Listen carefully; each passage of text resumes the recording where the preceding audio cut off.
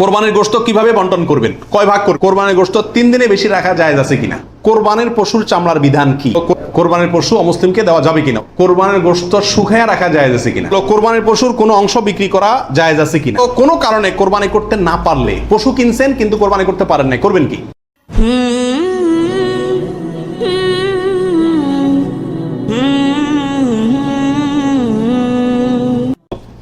কোরবানির গোশত কিভাবে বন্টন করবেন, কয় ভাগ করবেন? এর উত্তর হলো, কোরবানির পশু 3 ভাগে বন্টন করা উলামা ইকরাম মুস্তাহাব বলেছেন, কিন্তু কোন হাদিসে এর ক্ষেত্রে আলাদা করে এভাবে নির্দেশ করা হয় যে 3 ভাগে করতে হবে। আল্লাহ কোরআনে বলছেন যে ফাকুলু মিনহু, তোমরা কোরবানির পশু থেকে নিজেরা খাও, ওয়া আতইমু আল কানিআ ওয়াল মুতাররা, ধনী গরিব সবাইকে দাও। তাহলে ধনী গরিব 2 ভাগকে দাও, আবার নিজে খাও, 3টাই হয়ে গেল এখানে। এর থেকে 3 ভাগ মোটামুটি ভাবে ইঙ্গিতে বোঝা যাচ্ছে, কিন্তু এটা কোনো জরুরি কিছু না। আর সহিহ মুসলিম হাদিসে আছে নবী সাল্লাল্লাহু আলাইহি ওয়াসাল্লাম বলেছেন তোমরা নিজেরা খাও, আবার রেখেও দাও, আবার দানও করো, অর্থাৎ 3টা করা যাবে। আবার সহিহ মুসলিমের আরেক বর্ণনায় আছে তোমরা খাও এবং মানুষকে খাওয়াও। তাহলে বোঝা গেল নিজে খাওয়া, অন্যকে দান করা সবগুলাই উত্তম এই কোরবানির গোশতের ক্ষেত্রে।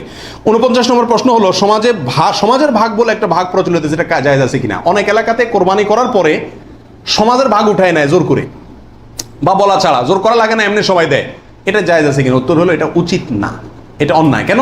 কারণ আমরা 5 জন মিলে একটা গরুতে অংশগ্রহণ করলাম, দিলাম, এখন সমাজে 1 ভাগ নিয়ে তাদের মতো গরিবকেই দিল তারা, কিন্তু আমার হয়তো অন্য গরিব আছে, আত্মীয় স্বজন, আমি তাদেরকে দেবো, কিন্তু তারা তো তাদের মতো দিচ্ছে। এটা উচিত না। আমার গোশতটা আমি কি করবো না করবো সম্পূর্ণ আমাকে স্বাধীনতা দিয়েছে ইসলাম, বিধায় সেখানে এরকম অঘোষিতভাবে চাঁদাবাজি বা হয়তো অনেকে সন্তুষ্ট হয়ে দেয়, কিন্তু কারোর মনে অসন্তুষ্ট থাকতে পারে। যদি থাকে তাহলে এটা জটিলতা দেখা দিবে। এই জন্য কি হবে না, এটা উচিত হবে না। যার যারটা তাকে ভাগ করতে দেওয়া উচিত এবং উত্তম। কোরবানির গোশত 3 দিনে বেশি রাখা জায়েজ আছে কিনা? উত্তর হলো জায়েজ আছে। 3 দিনে বেশি রাখা যাবে না এমন কোনো কথা নাই।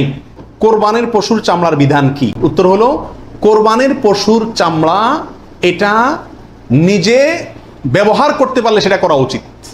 চামড়া প্রসেস করে ব্যবহার করতে পারলে এটা করা উচিত। কোথাও কোথাও মানুষ খায়, যদি খাইতে পারেন চামড়া পরিষ্কার করে, সেটাও আপনার জন্য ঠিক আছে। কিন্তু কোরবানির পশুর চামড়া বিক্রি করা হয় আমাদের দেশে বেশিরভাগ ক্ষেত্রে, এই কাজটা অনুত্তম কাজ, অনুচিত কাজ। কেন? কারণ কোরবানির গোশত এটাও বিক্রি করে আপনি টাকাটা দানে করে দিলেন, কিন্তু এটা উচিত না, বিক্রি করবেন না। আপনি হয় সরাসরি গোশত দিবেন, না নিজে খাবেন, দুটার একটা। বিধায় কোরবানির পশুকে আপনার কোনোভাবেই এটার কোনো অংশকে বিক্রি করে তারপর টাকাটা আপনি দানে করে দিলেন, কিন্তু বিক্রি করার দিকে না যাওয়াটাই উচিত। সরাসরি ওই জিনিসটা দান করলে সেটাই বেস্ট। কোরবানির পশু অমুসলিমকে দেওয়া যাবে কিনা? উত্তর হলো, কোরবানির গোশত অমুসলিমকে খাওয়ানো যাবে, অসুবিধা নেই।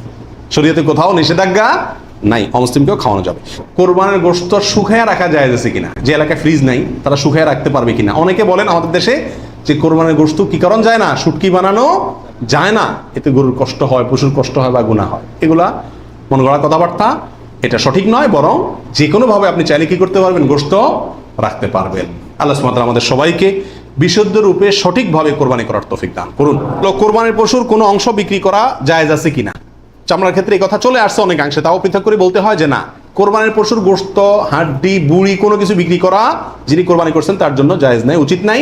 তবে যাকে আপনি দান করছেন গরিব মানুষ, সে যদি নিয়ে আবার বিক্রি করে দেয় তার জন্য কি আছে? জায়েজ আছে। কোরবানির পশুর চর্বি অথবা হাড্ডি এগুলো বিক্রি করার একটা প্রথা আছে আমাদের, সেটা করা যাবে না। কোরবানির ঈদের আমি খেয়াল করছি ভ্যানালারা বাইর হয়, অতিরিক্ত চর্বিগুলো আছে, এগুলো কেজি দরে কিনে, হাড্ডি কিনে, এগুলাকে বিভিন্ন কাজে ব্যবহার করা হয়। তো আমাদের জন্য এগুলা বিক্রি করে নিজে খাওয়ার তো প্রশ্নই ওঠে না। যদি বিক্রি করে ফেলেন তাহলে এটা দান করে দিতে হবে গরিবকে।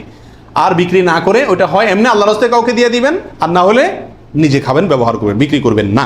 তো কোনো কারণে কোরবানি করতে না পারলে, পশু কিনছেন কিন্তু কোরবানি করতে পারেন না, করবেন কি? উত্তর হলো যে পরবর্তীতে কি করে দিবেন, আপনি সাদকা করে দিবেন। মৃত ব্যক্তির নামে কোরবানির বিধান কি? একটু আগে যেটা বললাম, অর্থাৎ শুধু মৃত ব্যক্তির নামে আলাদা কোরবানি দেওয়া যায়, অনেক উলামা ইকরাম বলেন।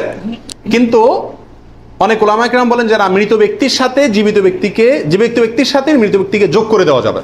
আপনি একটা ছাগল দিলেন, বলেন যেটা আল্লাহ আমার এবং আমার মৃত বাবার পক্ষ থেকে, এভাবে করা যাবে। আর নবী আলাইহিস সালাম একটি ছাগল তার পুরো উম্মতের পক্ষ থেকে দিয়েছেন, জীবিত মৃত সবাই মোটামুটি এর ভিতরে শামিল।